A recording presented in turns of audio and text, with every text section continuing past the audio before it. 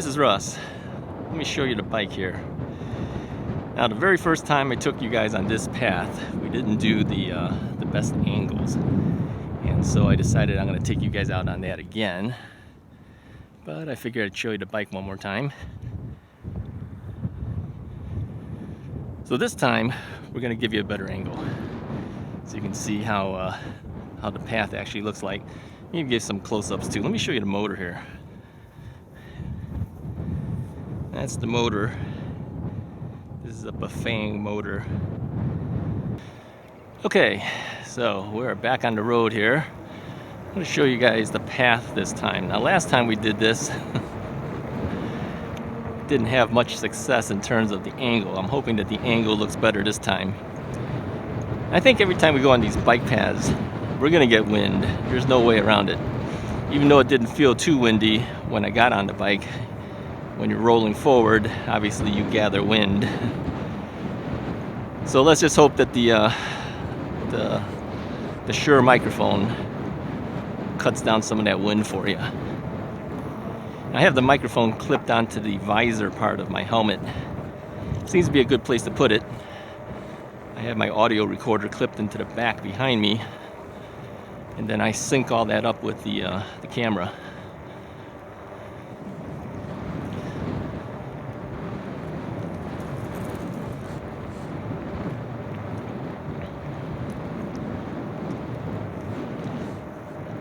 There seems to be more people out today. So today is a Thursday that I'm recording this, and I don't know what time it is, about 1 o'clock or so, give or take.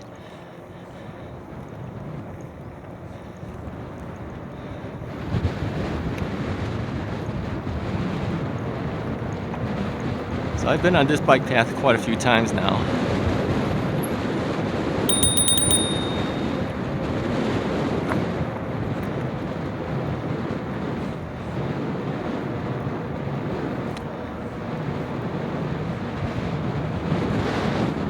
Choice of straight ahead or, well, I guess we don't get the turn here. We'll go straight ahead.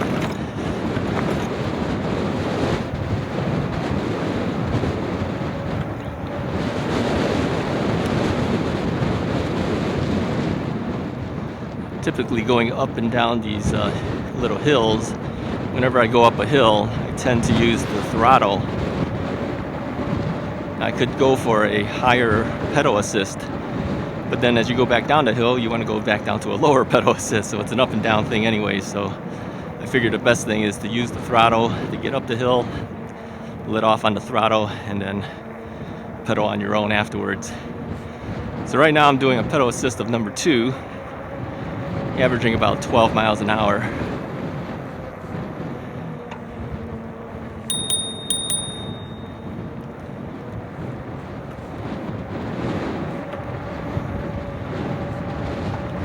So you can see the bike path actually is kind of nice. It's kind of secluded out here.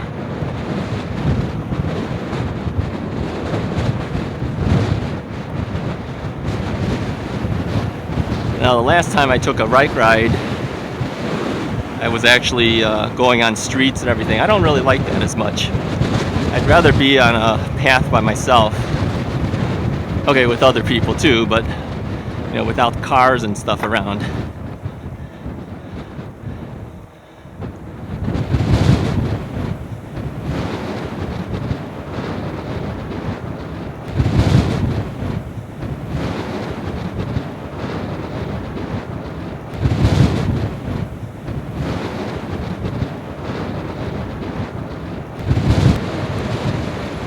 Okay, and here's where we can go either straight or right. I'm going to go right.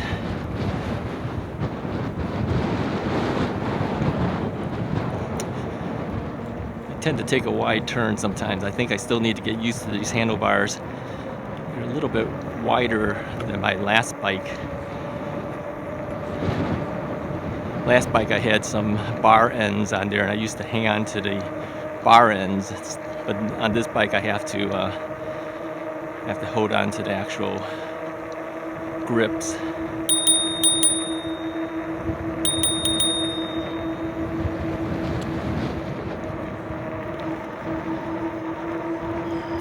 I'm getting used to using the bell.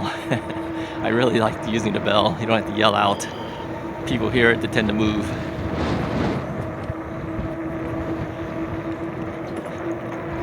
So the weather right now is probably around 53, 54, something like that. Of course, with the wind, it makes it colder. I am wearing gloves this time. I'll show you the gloves. These are some old gloves that I've had for quite a few years when I was using the other bike. And the whole point of the gloves is if you fall, at least you have a little bit of padding, kind of pad your palms a little bit. And of course, it makes it easier on you when you're holding the handlebar. Of course, in cold weather like now, that helps too. Now, I mentioned before that when I go over some bumps, you may see the camera looks like I'm really hitting it hard, but I'm really not. It's just that, your body bounces a little bit, and I'm using a chest mount again. So every one of these bounces looks more exaggerated than it really is. Oh, and I did get a chance to try the Bluetooth speaker before riding here with you, and it works really good. I was playing wave files. I was playing some of my own music. Well, it's actually not my music, they're covers, right? If you want to hear some of my cover music, I'll have a link in the description below. You can listen to it on YouTube, or you can go to the SoundCloud site and actually hear all the songs at one time. Of course, on YouTube, you get a video out of it too. Then you have to go one by one. There is a playlist of the songs that I recorded. I've been asked if I'm going to be doing some more songs again. I might in the future. Right now, I'm a little busy playing with the toys of the new bike. And getting ready to go fishing pretty soon too. So I'm looking forward to that. I did go out fishing once already. I bought my license on the very first day that you were able to do it. And then a couple days later, I went out. Didn't catch anything. I didn't expect to. I was out there a little bit too late in the day. But it was good to at least throw the lures out there, casting it out. Get some better fishing in a little bit later in the year. Now you hear me sniffling all the time, and that's only because it is kind of cold out here.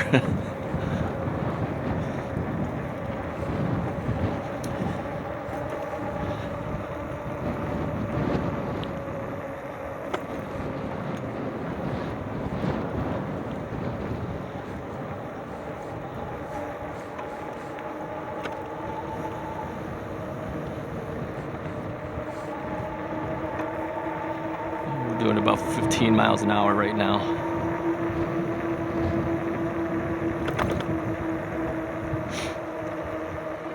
Coming up to somebody here.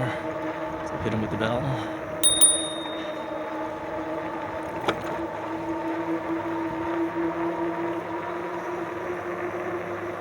The fat tires on here, the 4-inch fat tires, really helps a lot. And the front fork on this bike actually has a suspension system, so it takes up a lot of the shock. Oh, one thing I did want to tell you guys, I mentioned before that I had switched the saddle, the seat on the bike, to my old saddle because it had like a foam, memory foam type of thing, or a gel. I ended up having to switch it back to the original seat that the bike came with. And that's because one side of the thing, there's springs on the back of that thing. One side of the springs were kind of broken, and I totally forgot about this because, it's been 15 or so years since I last rode it. And so after I was done riding the last time, I noticed the seat was leaning to one side. So I looked at it, then it dawned on me, and I said, oh yeah, I remember now. That thing was broken from all those years ago, and I never replaced it because I didn't take the bike out any further, so I ended up switching it back. Kind of miss it though, because that is a cushier seat, but I don't want that thing breaking on me while I'm out there.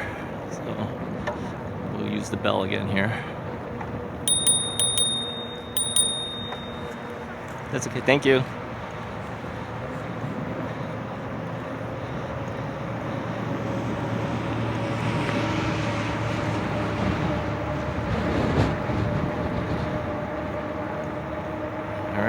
let's see. We've gone a couple miles now.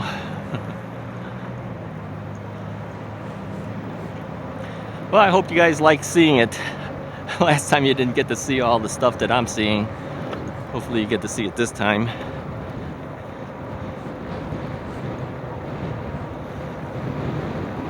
I've been pedaling most of the time here, but I'm going to take a little bit of breather and just use the throttle for a bit. Now I remember too, when we came up here, there's a bridge. I know better now that you need to slow down because there's a couple of big bumps going up over this bridge. So I'm not going to be doing like 19 miles an hour over this thing. So let's hit the brakes right about now. Here's the first bump. And here comes the second bump. Alright, I'm pedaling again.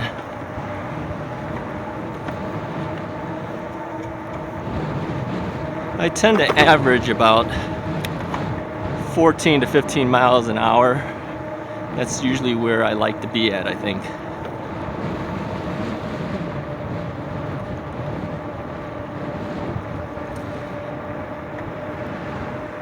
I'm on pedal assist 3 at this point.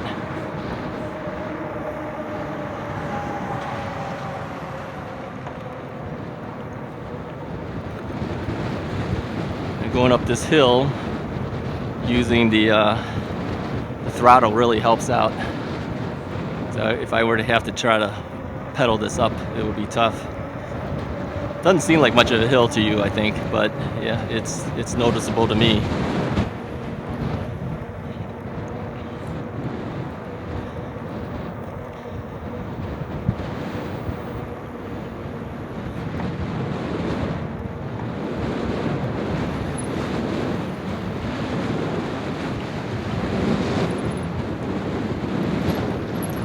We are back to the point where we started. Alrighty.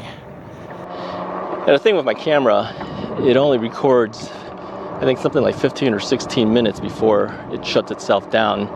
And it does that so it doesn't overheat the sensor. So on occasion I have to shut down and then start up again.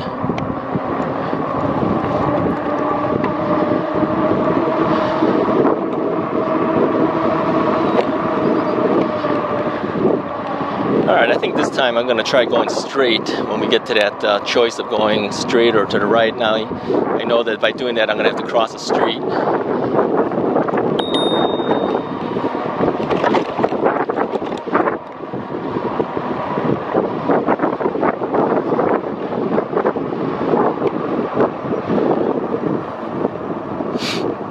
I'll take a leisurely ride here. We'll have that guy in front of us stay in front of us, give you something to watch.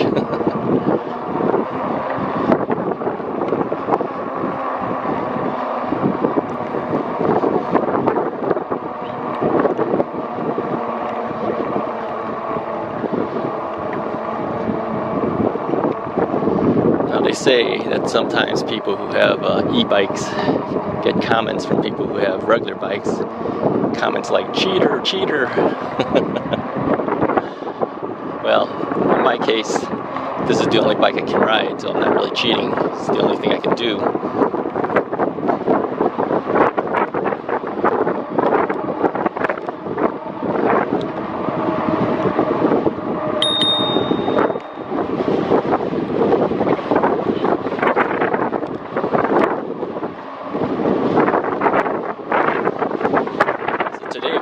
Out on inline skates, also known as rollerblades.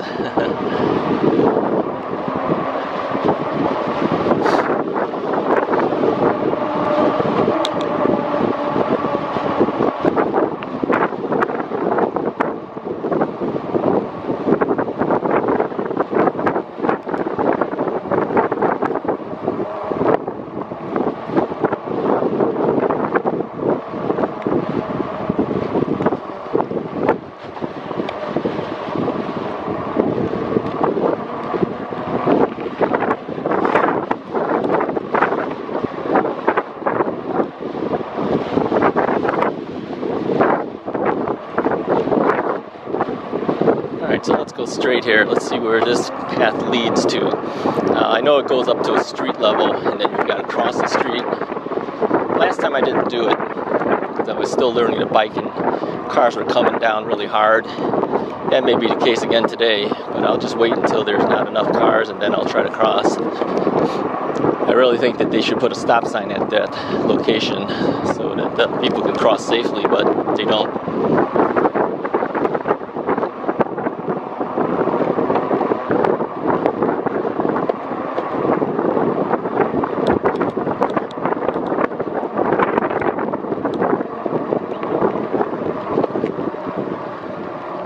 This is a tough hill to climb.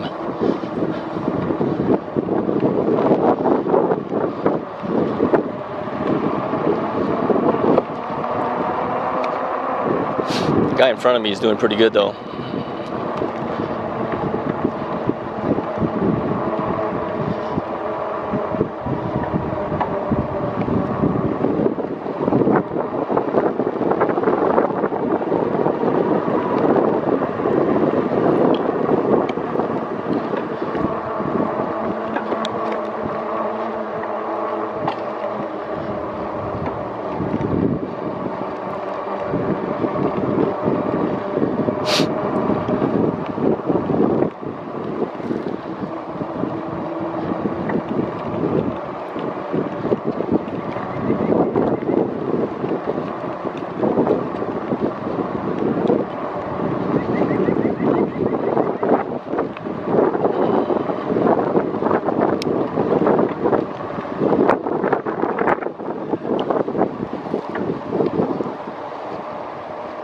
It's a pretty nice path overall.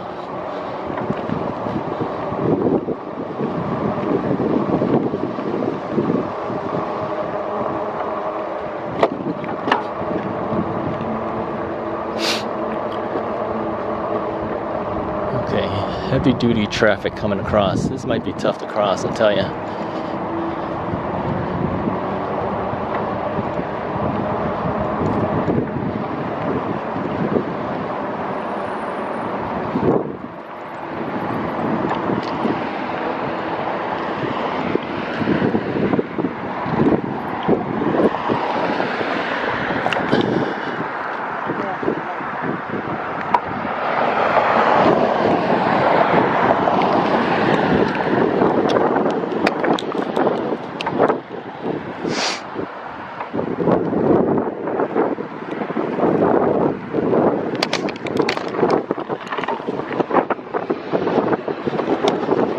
Okay, traffic stopped and allowed me to go.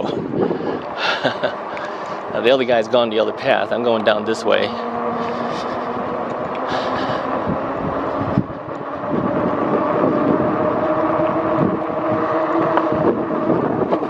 Now I've never gone down this way at all in the past, so I have no idea what's coming up.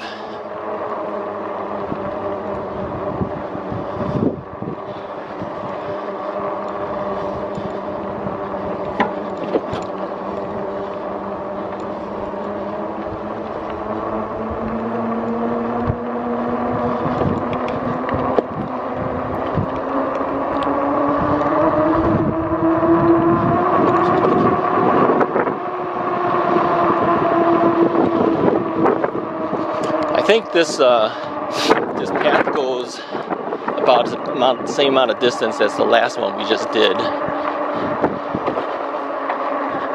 but we'll see.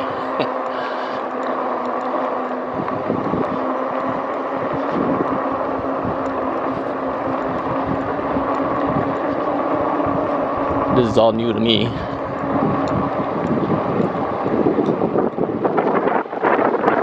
So anyways, my knee is doing pretty well, even with the biking going on. I remember in physical therapy, I was lucky to even do one rotation. So let's see, this shows bike route to the left. So let's go to the left. So I don't feel much of the pain. I mean, I get tired, obviously, if I'm pedaling too much, but it's not painful, like hurting painful.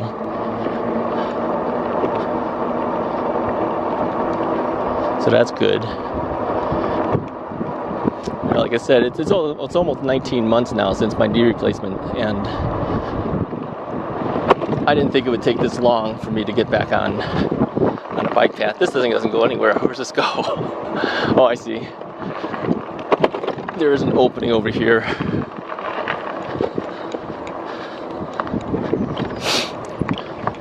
Let me swing around. I have a hard time doing tight turns. I'm just not used to it yet. These handlebars. So I'll take the long route, swing around it.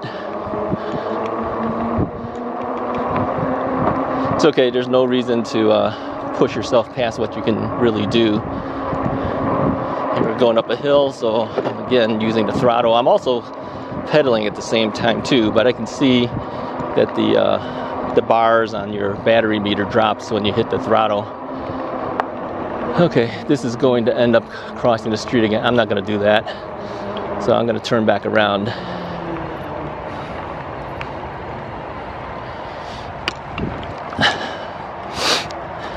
Jumping off the bike is always hard. Turning it around is always hard, but really, you can't be sitting on the seat and trying to stop, because the seat is higher up and you'll just tip over and fall if you do that. So the best thing is to hop off the bike, and that's why you need that clearance. If you have an inseam that's less than 30.5 inches, you shouldn't be using a RadRover, at least not the high step version, because you'll be hitting in areas you don't want to be hitting. Overall, I would say the step through makes more sense for probably people my age, or anybody who has knee or hip problems. I would tend to think that would be a better choice. So I'm learning to live with it, because this is my choice to go with the standard model. But I know in time, if I can't swing my leg over the top, it's going to be tough. So we'll see how I end up dealing with it over time. But right now, I'm still able to do it. Maybe by that time, I'll be ready for another bike. Yeah, I don't see that happening somehow.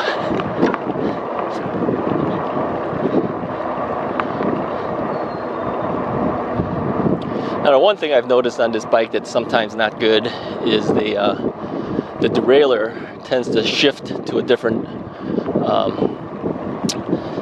gear on its own, which means it's slipping. Which probably means it needs a little bit of an adjustment. So either I'll have to do that, or I'll have to bring it to a bike shop and have them do that. I know a lot of bike shops don't want to work on these bikes because they didn't sell you the bike, so they end up losing the sale of the bike. But on the other hand, shops that do it get the repair businesses. So really, I think in time they're going to all end up having to start learning to help out people who bought bikes online, because a lot of bikes are being sold online now rather than through the shops, which is unfortunate. But, you know, that's just the way it is at this point, the market. And getting an e-bike is very difficult now too. I've been checking some of the various sites to see who has what in stock, and very few stock items. Most of them are saying available next month, or shipping in 2 months, or some of them don't even say anything. Like, I know this bike now is sold out. I was lucky to get it when I did. And even the forest green color, which was available then, is not available anymore. So that is sold out as well. And the step-through version of this bike has been sold out for a while, and it doesn't give you any indication when they're planning to get any more back in. Oh, by the way, I did order the rear rack in orange, and I got some spray paint, so I plan to spray paint that black. So sometime next week it'll come in, I'll spray paint it, and then I'll mount it onto the bike. Now, the problem with that, though, is that makes it harder to swing your leg over.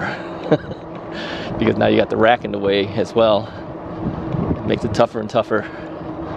So I really can't have things on top of the rack, but you can have things hanging off of the rack.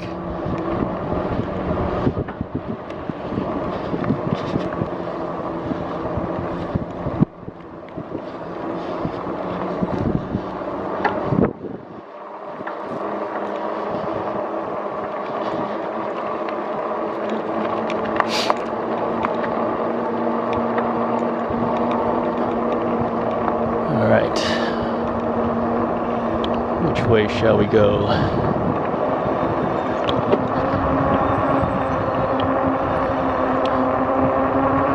Well, I think we'll just go back. I think going this route requires a lot of dealing with crossing streets and stuff, which I really don't like.